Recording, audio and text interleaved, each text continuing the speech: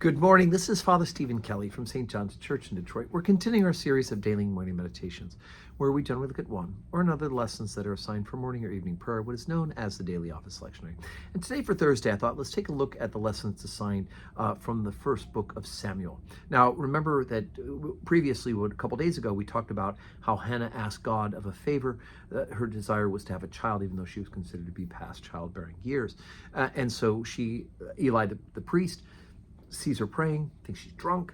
When she says she's not, she's got this deep desire and prayer that she's been fasting about and praying about. He says, may God grant it to you. She goes home with her husband. They have natural relations. Boom, she's pregnant and she has a child. Eli doesn't even know that's what she's praying about, but that's what she's praying about. And she's promised him for the service of God. So yesterday's reading, we heard about when the child was old enough to be weaned, she brought him to the temple and gave him. So he was probably 5 or 6, because breastfeeding, of course, would have been a much longer term thing than most people do nowadays. Not unusual for a child to breastfeed till 4 or 5, not for full nourishment, but for some nourishment and for comfort. So once the child weaned, he was given to the service of the temple, brought and given to Eli. So that's where we pick up 1 Samuel 3, verse 1. And the child Samuel ministered unto the Lord before Eli, and the word of the Lord was precious in those days, and there was no open vision. And it came to pass at that time that Eli was laid down in his place, and his eyes began to wax dim, and that he could not see. And ere the lamp of God went out in the temple of the Lord, where the ark of God was, and Samuel was laid down to sleep. And the Lord called Samuel, and he answered, Here am I. And he ran unto Eli and said, Here am I, for thou callest me. And he said, I called not, lie down again. And he went and lay down. And the Lord called yet again Samuel. And Samuel arose and went to Eli and said, Here I am, for thou didst call me. And he answered, I called not, my son, lie down again. Now Samuel did not know the Lord yet, neither was the word of the Lord yet revealed unto him. And the Lord called Samuel again a third time. And he arose and went to Eli and said, Here I am, for thou didst call me. And Eli perceived that the Lord had called the child.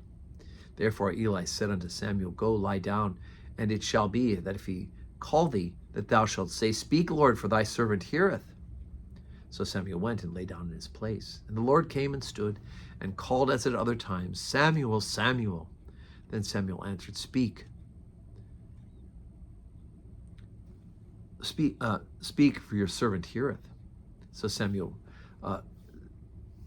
as the Lord said to Samuel, Behold, I will do a thing in Israel, at which both the ears of everyone that heareth shall tingle. And in that day I will perform against Eli all the things which I have spoken concerning his house where I began, and will also make an end. For I have told him that I will judge his house forever for the iniquity which he knoweth, because his sons made themselves vile, and he restrained them not. And therefore I have sworn unto the house of Eli, that the iniquity of Eli's house shall not be purged with sacrifice nor offering forever. And Samuel lay down until the morning and opened the doors of the house of the Lord. And Samuel feared to show Eli the vision. And Eli called Samuel and said, Samuel, my son. And he answered, Here am I. And he said, What is the thing the Lord hath said unto thee? I pray thee, hide it not from me. God do so to thee, and more also, if thou hide anything from me of the things that he said unto thee. And Samuel told him every whit, and hid nothing from him. And he said, It is the Lord, let him do what seemeth him good. So Eli knows that his own destruction is coming, and ultimately the destruction of his sons who are wicked. And we missed that, it was earlier on the lesson that we did Daniel instead on the same day. But the sons of Eli are wicked, and they're taking the things that are being sacrificed, supposed to be offered to others. They're taking it, they're keeping it for themselves, and they're really quite wicked.